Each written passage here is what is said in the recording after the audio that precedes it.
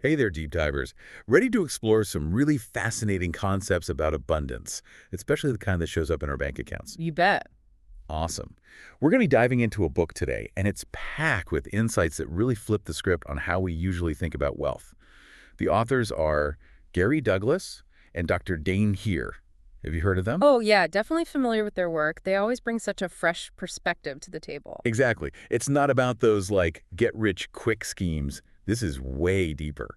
Absolutely. This is about like a total mindset makeover when it comes to money. Okay, so let's break that down a bit. What exactly do we mean by, mindset makeover? I mean, don't get me wrong. We all love seeing those digits climb higher in our accounts, Yeah, but sure. Who doesn't love that? yeah. But what if you could like imagine feeling abundant in like literally every corner of your life, not just your finances, but your relationships, your health, your creativity, the whole package. I love that. Mm. But I think for a lot of us, it's easy to get stuck in that scarcity mindset, Hmm. especially when it comes to money. It's like there's never enough. Right, I get it. The book actually uses this super cool analogy about a tiger water turtle.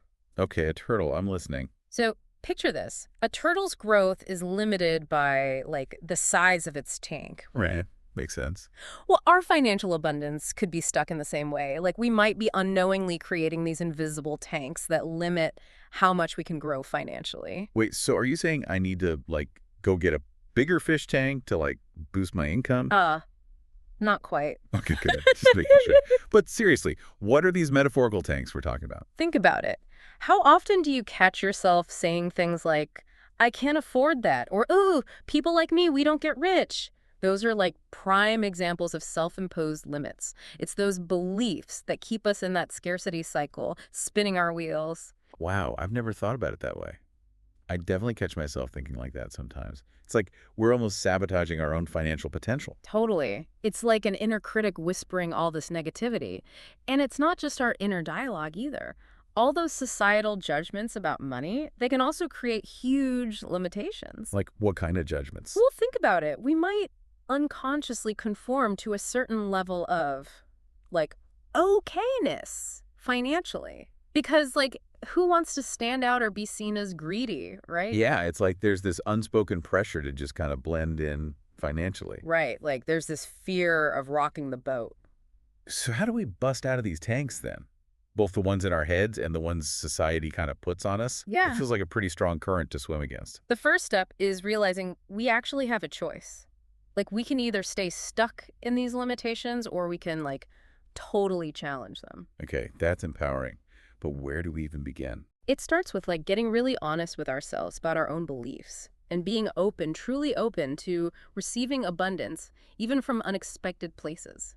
So it's less about, like, hustling harder and more about shifting our perspective. Exactly. It's not just about a better job or working more hours. It's about completely changing how we see what's possible. So abundance can really flow from anywhere, even places we wouldn't expect. Absolutely. And anyone, too. It's like opening ourselves up to possibilities instead of immediately shutting them down. Okay, I get that.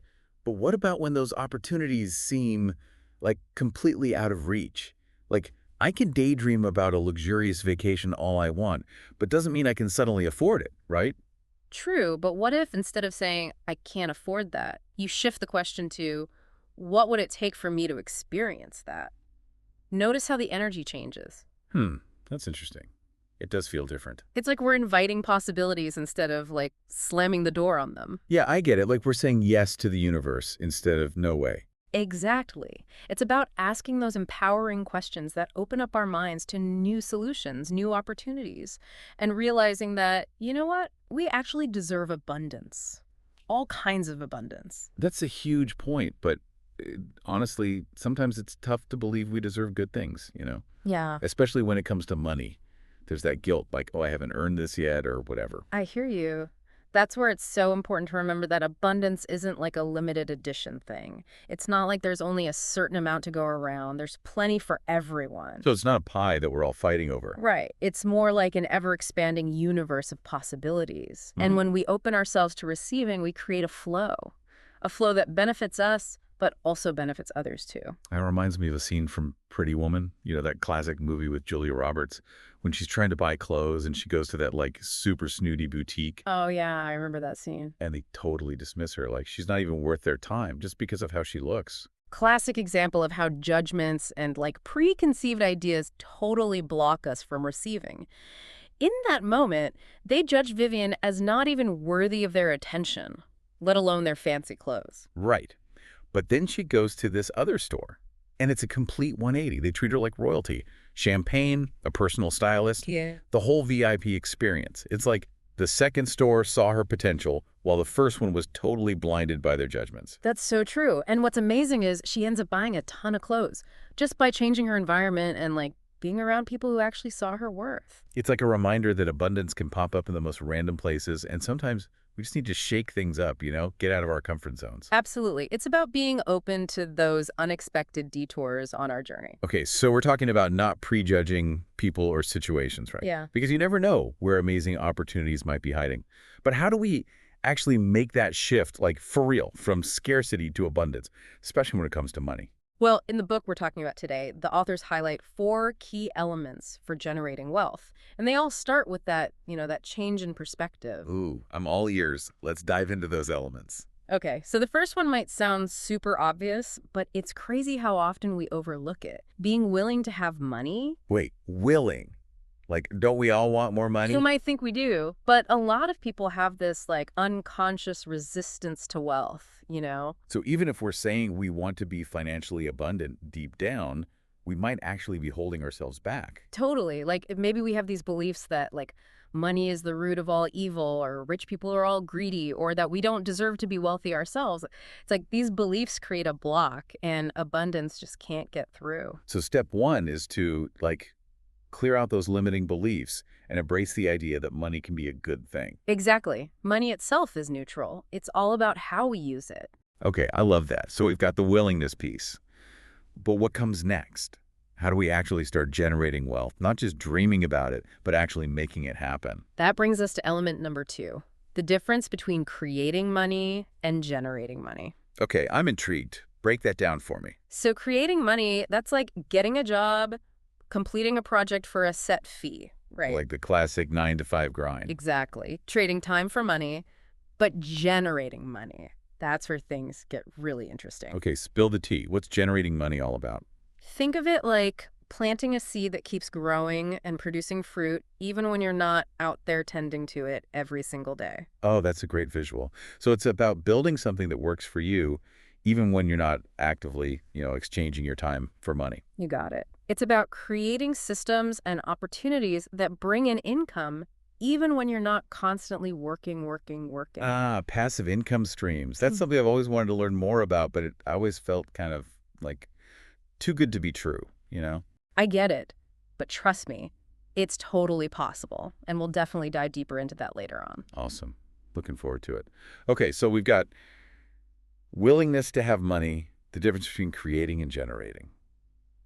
Was the third element.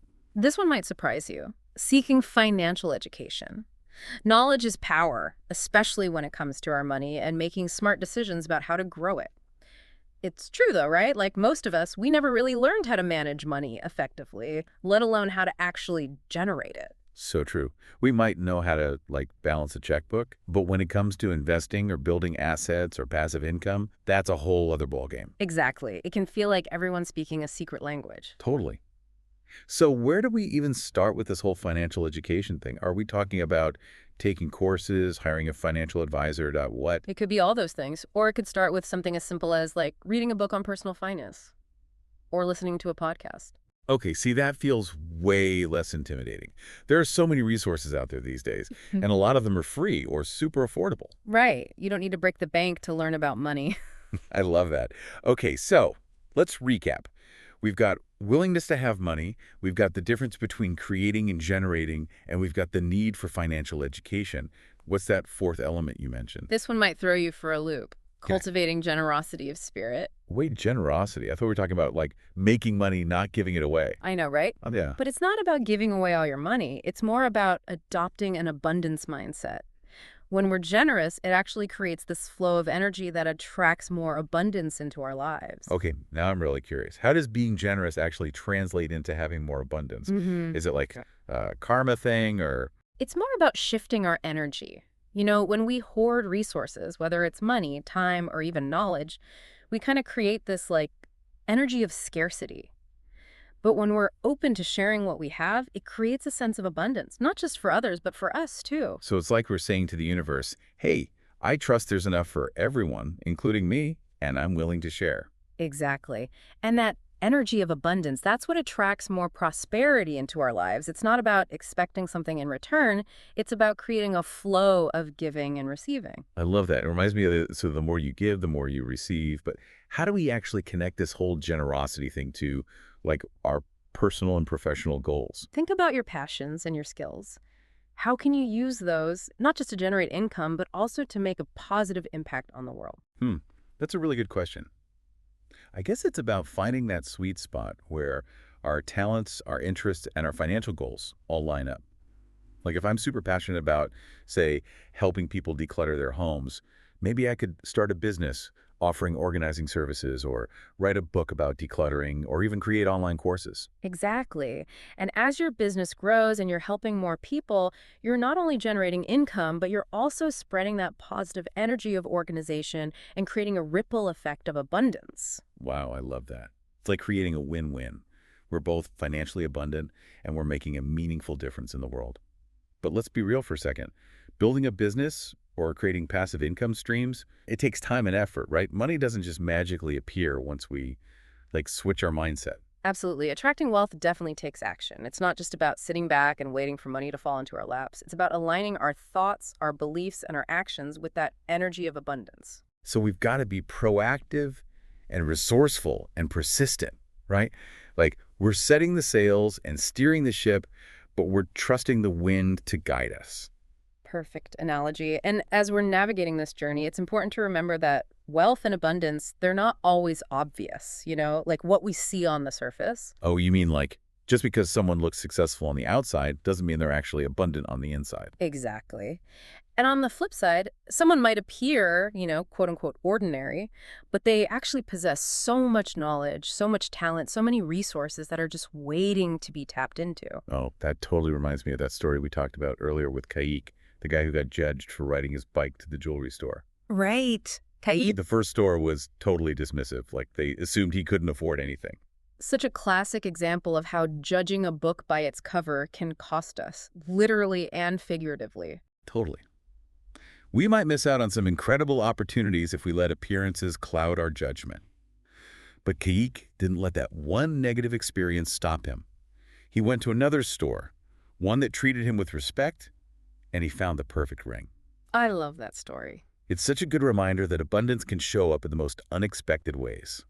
And sometimes, we've got to look beyond the surface to see the real treasure. I totally agree. And it's a good reminder to treat everyone with respect and kindness, regardless of how they look or what we assume their financial status is. You never know. That person you might be dismissing could hold the key to your next big breakthrough. So true. You never know what someone's carrying, both internally and externally. Okay, so let's say we've done the inner work, we've shifted our mindset, we're open to receiving, and we're actually taking action. How do we keep that momentum going when challenges pop up?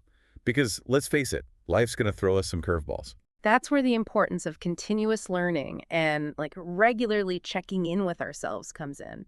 We've got to evaluate our progress, see what's working, what's not, and be willing to adjust course if we need to. So it's not about setting this rigid plan and sticking to it no matter what. It's more about being adaptable and open to feedback. Exactly. And it's also about celebrating our wins, even the small ones. Yes, because those small wins add up. They give us confidence and keep us motivated. Absolutely. It's like giving ourselves a high five and saying, you're on the right track, keep going. Love it. Okay, so we've talked about the power of perspective, the importance of choice, how to reframe our mindset, the 4 elements of wealth generation, the role of generosity, and the need for continuous learning and self-assessment. What other, golden nuggets of wisdom can we pull from these ideas about abundance? One thing that really stands out for me is the power of language, the words we use, the questions we ask ourselves. It has a huge impact on how we experience the world. The power of language, huh? That's so true. We often don't realize how much our words actually shape our reality. It's like we're constantly affirming our beliefs, even the ones we don't want. Yeah, exactly. It's like we're literally programming our subconscious minds with every word that comes out of our mouths. So if we keep saying, I can't afford that, or, ugh, I'm never going to be rich, guess what? We're just reinforcing those limitations, making them even stronger. Okay, that makes sense. So what kind of language should we be using then? Like, what's the abundance attracting vocabulary? It's less about specific words and more about the kinds of questions we ask ourselves. Like, instead of, why am I always broke? Oh, what if we switched it to, what can I do to increase my income? Whoa, yeah. It really is that simple. It's like we're shifting from complaining about the problem to actively looking for solutions. Exactly. And even more importantly, it's about putting our energy on what we want, not what we don't want. Instead of saying, I don't want to be in debt anymore, what if we said, I am creating a life of financial freedom and abundance? That feels so much better. It's like we're calling in the reality we want instead of dwelling on the stuff we want to change. Exactly. And that's where affirmations come in.